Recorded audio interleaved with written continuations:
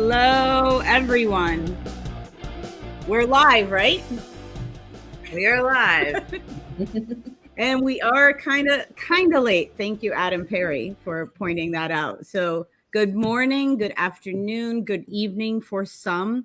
If you are listening and you have coffee in hand, please let us know in the comments because that is super important on this Thursday.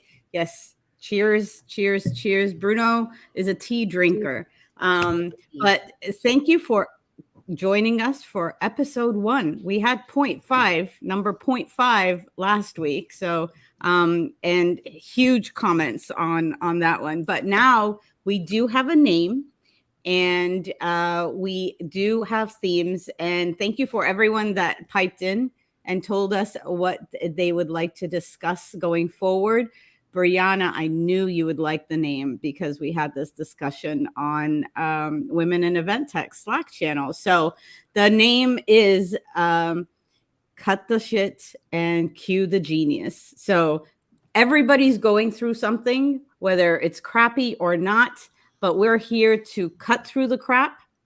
And Cue the Genius is all because of, again, we're going to call on our people and our tribe members to help us with some of these questions that we've been getting, the ideas that we have, and just to flesh everything out. Before we get started, a couple of housekeeping notes.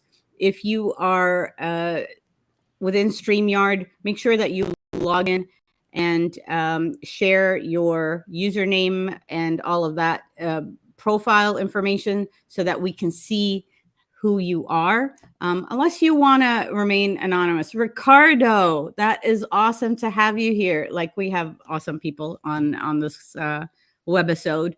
And what else? So we were going to start off with Liz and Bruno. You were going to share something that happened this week, whether crappy or not, just that got you going, did not get you going, all of that good stuff. So Liz, you go first.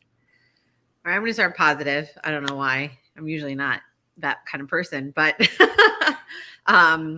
this week we had our first in-person event that I went to. Our team has been doing them, but since I had the baby in the fall, I'm like, trying to stay off site. But it went really well, which was like almost shocking to, first event back. You're like, who knows? Maybe I forgot what I'm supposed to be doing. But everyone, not just me, but all the teams worked so well together. And it was like music to my ears. I felt like finally this is what we do for a living. Although I will say at the end of the day, I was texting. So we had someone from our team doing the live stream, Ann Hollins, and I was texting her. I'm like, I would totally rather be on your side. I don't know why I'm at this event right now. And my feet were killing me when it was over. That's one thing. I think feet and bodies just forgot how to be on site. And I think Adam and some others can relate to this. You also forget how much alcohol you can consume and how much coffee you need the next day. So like, it's almost like you have to pace yourself in a very different manner. I also have to pace myself with like the social battery also gets depleted really quickly, which is kind of insane for me to say. So, but there you go. Bruno, what about you? So, you guys were you ever told, this is just going back to what Liz said, that if you dip your feet in a cold toilet at the end of the day, that was a good thing after walking all day? Was that a thing? No. Okay. Well, I never did it, but I was told that. Anyway, so I think that this week I entered the metaverse because I know that I've got an Oculus, and Dahlia and I talk about, we play around in Oculus and do exercises and meditate and stuff like that. But last week I went to an event that talked about Web3, and I connected with a bunch of people. So now the algorithm on LinkedIn now is like, forget about events. Every single person that's coming in, every feed is all like Web3, NFTs, all of that stuff happening. So I think I've officially I'm in it. I don't understand it, but I think I'm in it. And that happened this week. You're deep now. You're all the way in. I think a lot of people are trying to, they're either in it, love it, or they're dabbling, or they're like stepping away and saying, I need someone to lead me into it. you know, and so I'm kind of in it as well, but it's very interesting. I don't know if anybody has done this, but this is going to be also a future topic of ours, is Web3 and metaverse and avatars and so forth. But if you have not done it, go to Ready Player Me and create your avatar and be as crazy as ever. And if you do, please share it with us and just tag us, because I would love to see what you look like as an avatar. And I mean, be crazy, cat's eyes and, like, you know, mohawks, purple hair, do it all. So very quick before we go into the topic of today's webisode, which is about engagement. And I think we're doing really well right now with the engagement that we have. But this week, I actually decided that I was going to reach out to 5 people that were almost like, in my world, why would they talk to me? They're not in my universe. They're not in my industry. And I just wanted to reach out to them to see if they would like just chat. And I got 3 out of 5. So it's been kind of cool for me. So I feel like, and I do the whole thing when I get one, and my kids look at me like, what the hell is wrong with you now, Mom? You know, but so that was my thing this week. So always reach out to people that you think might not have time to talk to you. All right. So are we ready to talk about engagement? Yes. Yes. I'm ready. Yeah. All right. Yeah. So, so let's talk about engagement. We want to go beyond ideas of engagement where it has to do with the chat and the, you know, and the Q&A and all of this. And what we want to focus on first and foremost is the engagement strategy, because I think a lot of people don't think of it as a strategy. But Bruno, I want you to pipe into, from your perspective, what does an engagement strategy look like and why is it important? So for me, all strategies start out with a very simple framework: who, what, when, where, why. So when I think about engagement, first of all, I'm thinking, who are we talking about? Are we only concerned about attendees engaging with each other? Or are we talking about attendees engaging with the organizer or exhibitors or sponsor? I mean, who is involved in, who's sitting in this bucket of engagement, right? Second, like, what do we mean by engagement? You can't just throw that term out with giving it some context, I think, for your event. Are we talking about specific opportunities where we're planning for attendees to engage with other attendees? We're planning for moments where people can engage, or if it's online, we're planning for, Q&A and things like that. Or are we saying that engagement is anytime an attendee participates, like if someone's in a room and they walk up to a microphone and ask a question, is that engagement? If an attendee just reads something off a sign or an e-poster, is that engagement? Or are we thinking about engagement as sort of like an outcome? Are we saying that a person's deemed to be engaged if they take certain actions during the event? And is it something that we want to measure?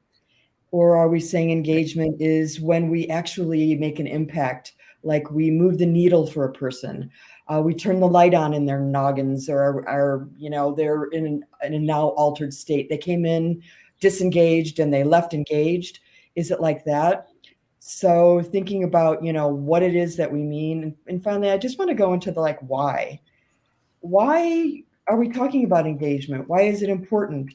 Is there a science around engagement? I'm sure there is, because there's a science about everything, but is it a desirable objective? Does it boost our NPS scores? Are we looking for like a Maya Angelou moment where, she says, I've learned that people forget what you said and what you do, but they won't forget how you make them feel. I mean, is that what we're going for? Is it more of a fuzzy thing? So I posit that before we talk about engagement as event planners or even technology companies, we need to think about, what's the strategy and the who, what, when, where, and why. And that's so important, because a lot of people are not thinking about those things. They're just jumping into, I think engagement is the hot topic. We put it out last week and a bunch of people said engagement. why and where all these questions you're asking, I don't know that event planners are necessarily asking them. What does that mean? You know, I think essentially it means there's a lot going on and we want attention. I think a lot of people, that's what they mean. They mean, I want people to come to the event and then I want them to enjoy it enough to come back again because marketing is so hard. Yeah. We have some Right. good Well, things so here. yeah, we totally have some great feedback from Brianna and from Grace, Adam, and an anonymous LinkedIn user. So we don't know your name, but thank you. But so Bruno, one thing that came to mind, which I thought was kind of funny when you're like, you know, do you create an engagement where something, you know, lights up in an attendee or event participant's noggin? It would be kind of cool if we had some sort of bracelets, because you remember those bracelets that used to light up when you met people that you wanted to meet, where it would light up if they did have some eureka moment, like, you know, or it changes colors if you did create that warm and fuzzy. So if anybody's out there that is thinking of a new idea, you know, just create something that lights up, even if it's a light bulb, you know, where it's like, just got a new idea, got a warm. You've seen them? I've seen smart badges. I think Proxfinity back in the day had a thing where you're near a person, Yep. you know, it lights up a different color, and the color changed based on the topic and stuff like that. So I don't see why you couldn't do it with like, I am engaged, therefore I am now blue. Exactly. I am listening. I do feel something, but you know, so like to Brianna's point is you want to leave them pumped up.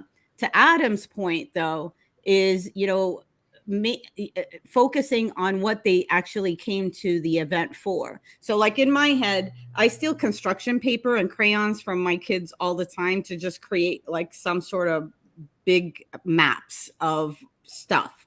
So like if you think of it, when you're putting an engagement plan together, and this is a challenge and a homework or assignment to go back to your organization, whether you're a tech company, whether you're an organizer, a planner, a marketer, put it together where you're looking at like who your personas are, like your attendees versus your sponsors, your speakers, your internal team, etc.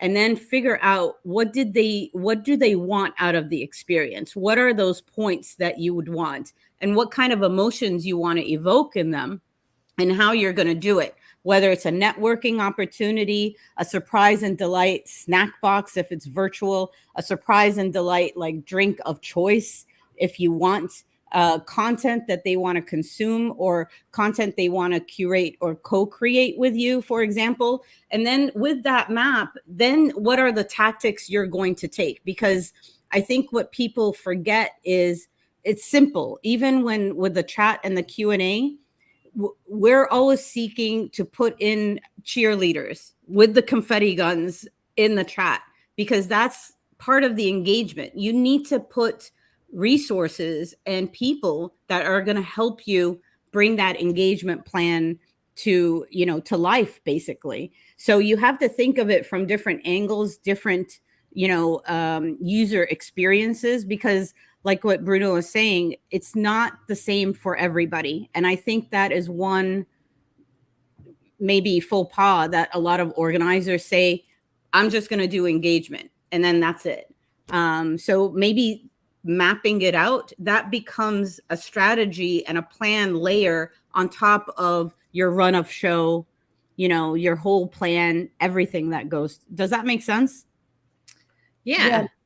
A couple of people have said Apple Watch. Yeah. Including Craig Caruso. Yep. Is that your husband, Liz? That's my husband. Because I'm thinking about who's watching the kids. Are they running down the street? And Today they're I'm outside with my mom. Curtains. What's going on? Anyway. Yeah. No, but it's true. The Apple Watch, it has all these biometrics, and you could tell very easily if someone is quote unquote engaged. I don't know if that's the right word. And if their heart's pumping and they're like a lie detector and the Apple Watch set up and. But you said something. Can you imagine a leader? Go ahead. Go ahead. Yes, of engagement. Yeah.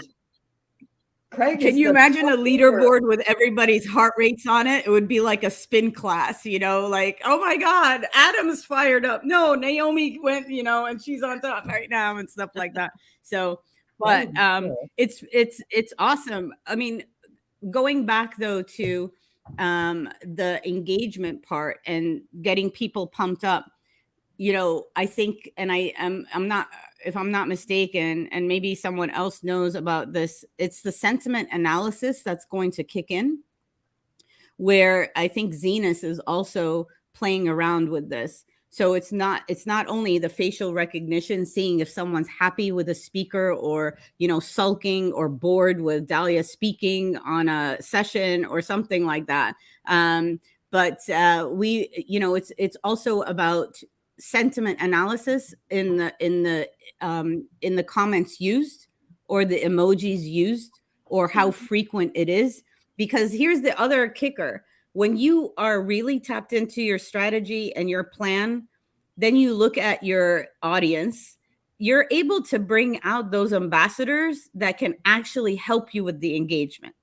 So like those that are like super happy or do the happy dance with the gifts and stuff like that, you pull them out and they become your engagement, ambassadors or influencers. Put a tiara on them, put another badge on them, give them a cape, and actually recognize them as engagement ambassadors. So you don't have to do everything yourself, if that makes sense. Except when you fake it. I've seen online events where all the employees are the attendees and they're out there, yeah, and then you click through and it's like, Bob Jones is director of content, and he's from the company who's doing the webinar. I don't know. Although Or, I think, no, I agree with you. I don't think sentiment is necessarily it's not a direct correlation to engagement. For some organizations, engagement means you have to watch a certain amount of content to get a certain amount of education that's required for your, certification or whatever. So I think that's a piece of this too, to what Michelle was saying, is like, you have to understand what is it that we're trying to achieve and how does that look. But I love what you're saying, Dahlia, about rewarding the behavior, like in whatever way. If you know what you're trying to achieve, then you can kind of work backwards and figure out what you want that to look like. We did this super old school idea, like for Texie Talk years ago, like, I don't know, it was almost 10 years ago at this point, probably, where we gave out like fake branded money to people. And we didn't tell them for the first half of the day what we were doing, but we were trying to encourage networking. So every time we saw someone like introduce themselves, we'd give them this money and tell them to hold on to it. And then we told them, if we saw them like introduce themselves to someone in the corner or like strike up a conversation with someone who wasn't really, we gave them more. And then we told them at lunch what it was for. And that was the busiest lunch break I've ever seen. People were going crazy trying to earn this fake money. They didn't even know what it was for. It ended up being for like an auction at the end of the day for all these prizes. And we made it really fun. That's awesome. The idea was just getting people to do what we wanted by giving them some incentive to do it. And there was a little bit of like mystery in the first half of the day. They were like, what is this? What am I doing? Getting this money. It just gives them. Yeah. So I think that's important too, is just thinking of how you get them to do the actions you want them to take, other than just throwing out ideas. So yeah, now so now that I'm queen of Web3, I can tell you that last week they had coin at this event, and at any time, and even pre-event, every time you answered a question on the Discord channel, you got some coin. Every time you did anything, pretty much. And then at the event, people that had their own coins, like if you did anything to engage with them, like you shared your contact information, they would send you coin. So now you get all this coin, and again, you don't know what to do with it. But I felt good. I felt engaged.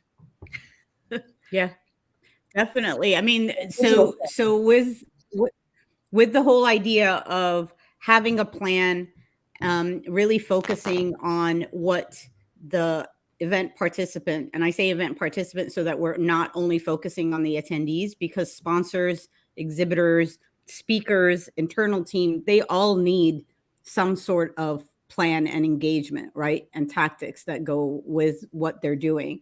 Never underestimate like that your internal team is also engaged. You always have to take a look at what can get them or drive them to be more engaged, especially if they're on site, because you can drain them very, very easily. So that's one. Just to answer one question. So Jennifer says, do these tips apply to Zoom and in-person events? I think they do. I think that you can definitely come up with a plan for your digital events as well as your in-person events.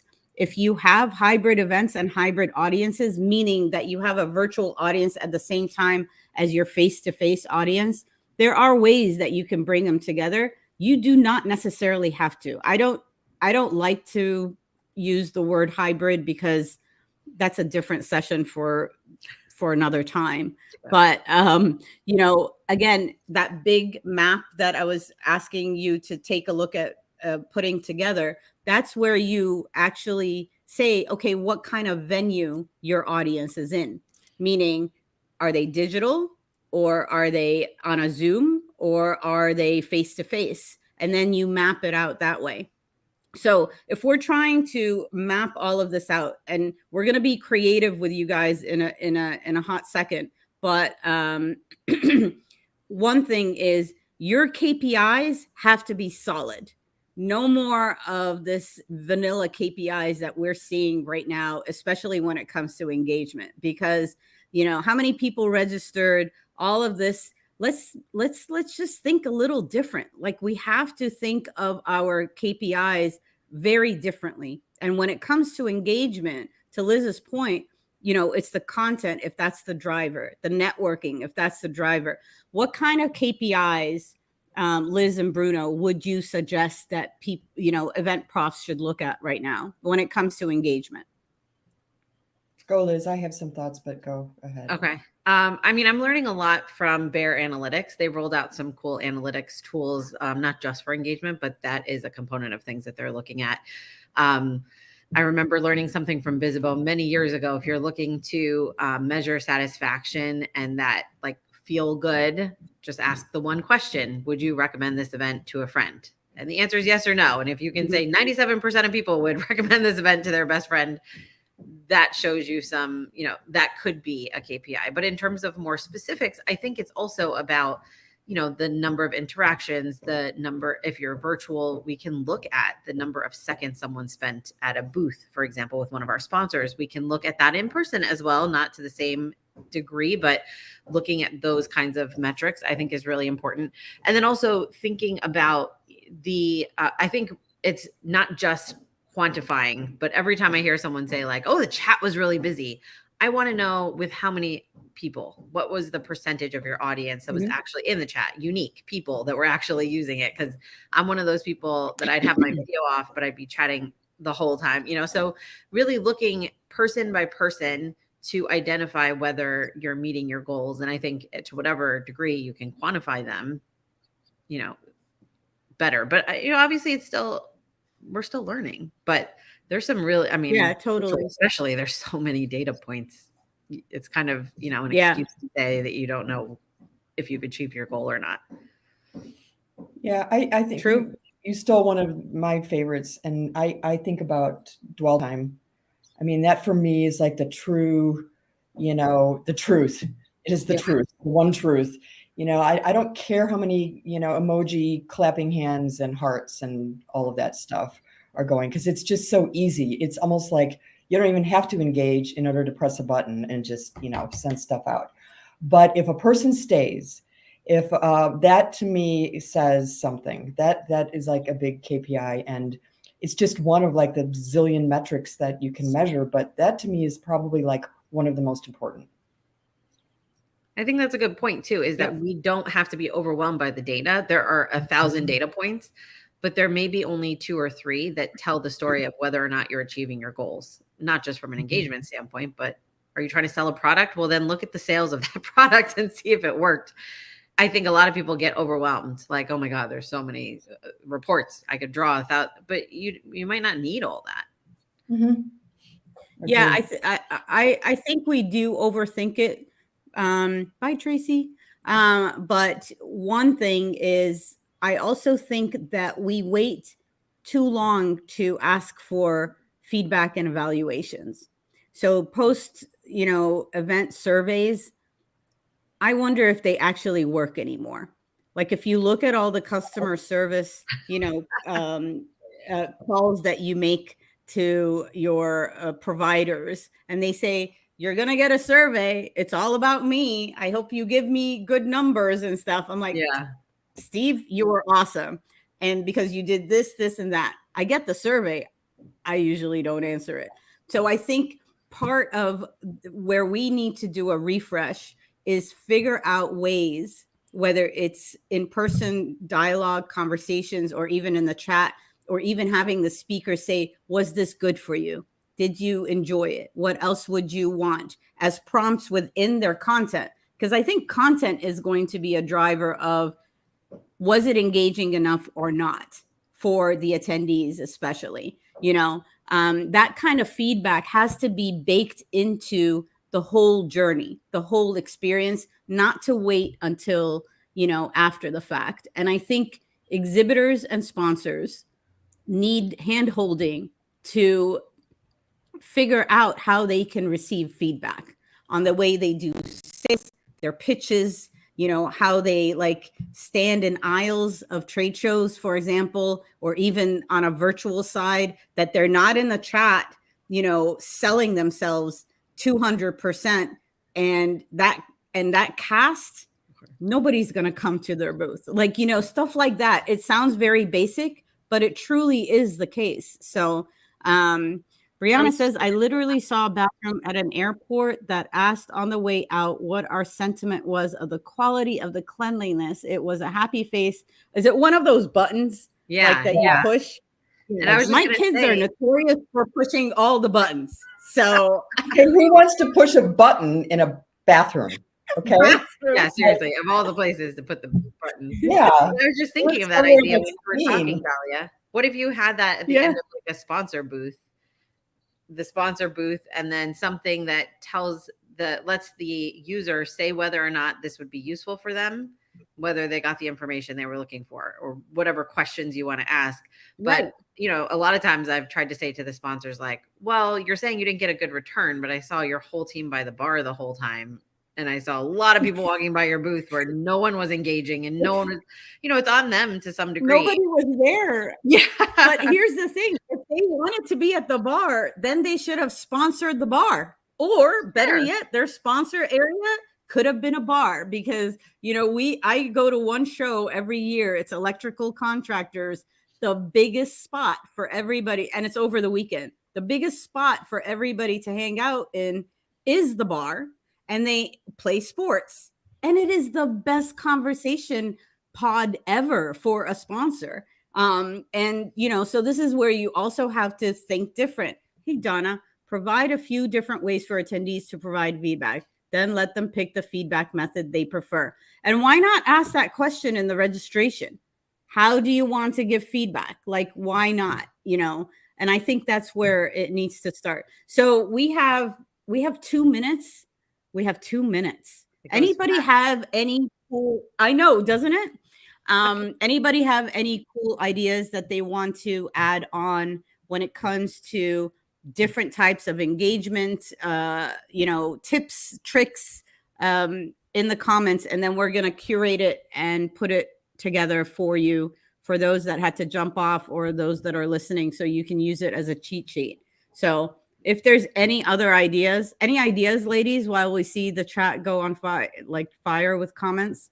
I like calling people out by name, like you've been doing, Dahlia. It adds a level of intimacy and, personal touch. And I think that energizes people that take the time to actually ask a question and engage. Absolutely. I would also say, just like we were saying, ask people their preference on how they want to give feedback. Ask them, how they want to engage. I think a lot of people for virtual events assume that if your camera's on, you're engaged. And it doesn't mean anything. They can have 7,000 tabs going on. And I've watched many things audio only that I'm very engaged in. And that's just the format that works. Right.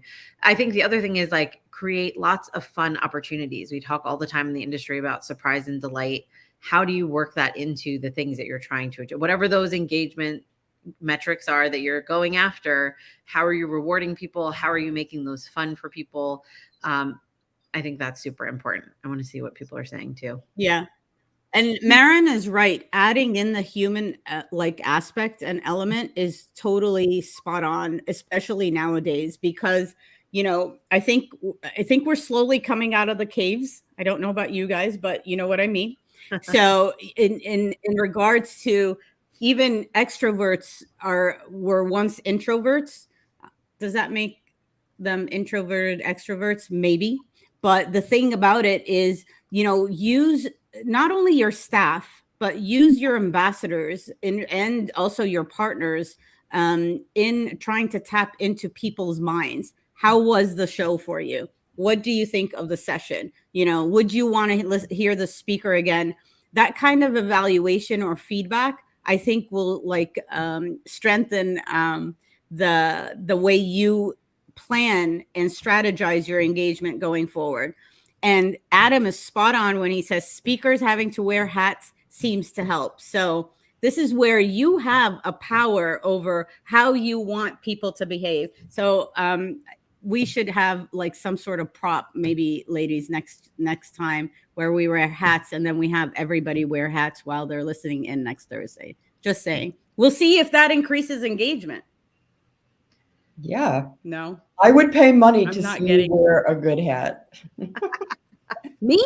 Yeah. I'd be the first to. I would totally be the first to. It would be So animal. Adam, maybe you need to wear a hat next Thursday, and then we're going to bring you on with your hat. So anyway, we're going to need to wrap it up. But thank you for joining us. And we are going to see you next week. And we will also, please, we're going to also share a landing page where we want to hear from you what topics you want to take on.